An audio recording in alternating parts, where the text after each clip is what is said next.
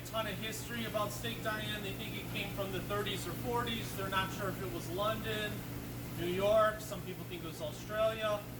As with a lot of these dishes and cocktails and food, there's some cloudy area about the history of steak Diane. But very simply, we have a beef tenderloin that we have kind of just pounded out and made it a little bit more flat.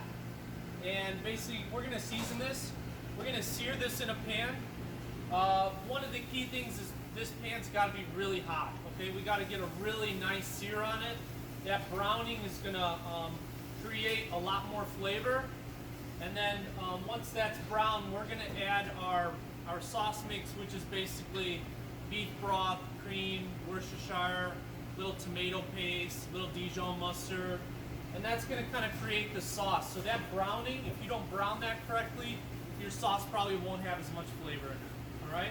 A lot of people will do this with mushrooms. We don't. We're just going to do it with the steak and the sauce, and we're going to actually serve it with roasted potatoes today. So again, I have a really hot pan. How do you know it's hot? The best way to tell if it's hot is if you put your hand over it, a couple inches from the top, you can kind of feel how hot it is. Also, when you put some oil in your pan, that's not oil.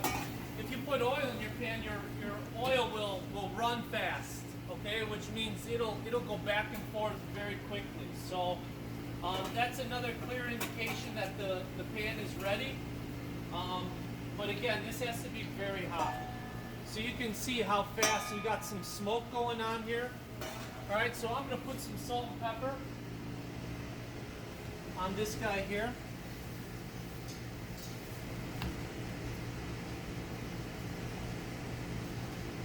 And my steak is very dry. Also, another very important thing, I don't have a ton of oil in this pan, okay? I just have a little bit to coat the bottom of the pan. If you put too much oil, it's not really searing anymore. It's like shallow frying, and you're not going to really get the same effect. So again, we're creating that sear. We want a good amount of browning on this steak to make sure that it's really nice and flavorful. I have just enough oil. I can hear it sizzle, but it's not so much that, again, that I'm frying. Add just a little bit more. If you have a bunch of excess oil too, that oil is going to go into your sauce, and blend oil doesn't really add much flavor to your sauce, you know. So that's another reason why you want to keep it very minimal amount, just to get that really nice sear. All right, we're getting pretty close already. Again, this is a 6-ounce beef tenderloin. We pounded it out. I would imagine just a couple minutes per side, you should have a nice medium rare. So another thing you can tell is around the edges, you can start to see the meat is cooking. See where it's coming up there? I'm getting real close.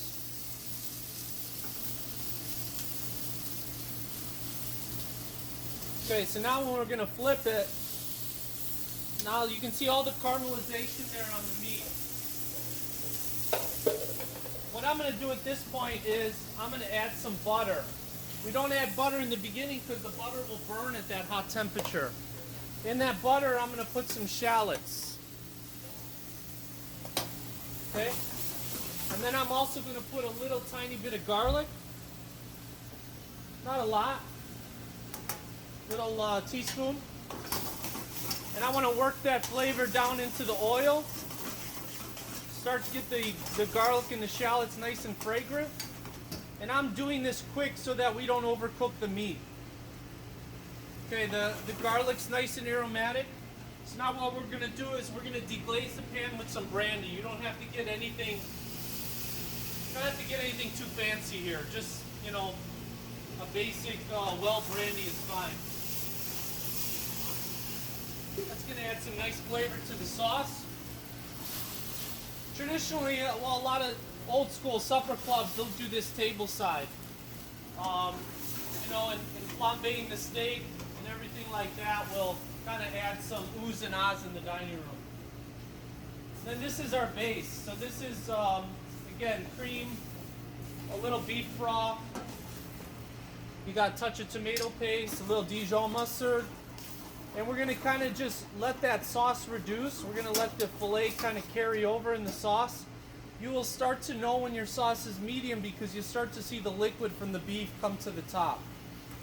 Also, people will kind of just very gently press with their finger to tell how much the meat is cooked. And essentially we're basting the sauce now over the meat, really getting that flavor into our beef.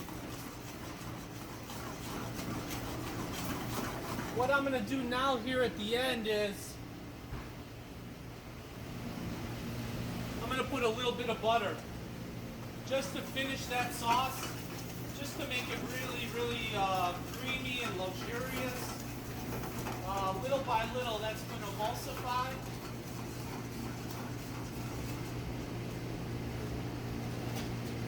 And then also, I'm gonna taste the sauce for seasoning.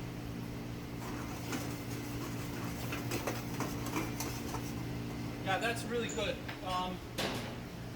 You don't really have to do too much. That's it. It's finished. So now what we're gonna do for plate up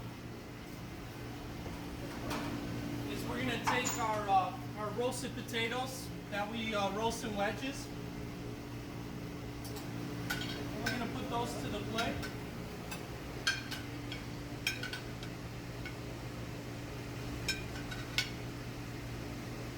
Line them up nice like that. We're gonna take our steak Diane.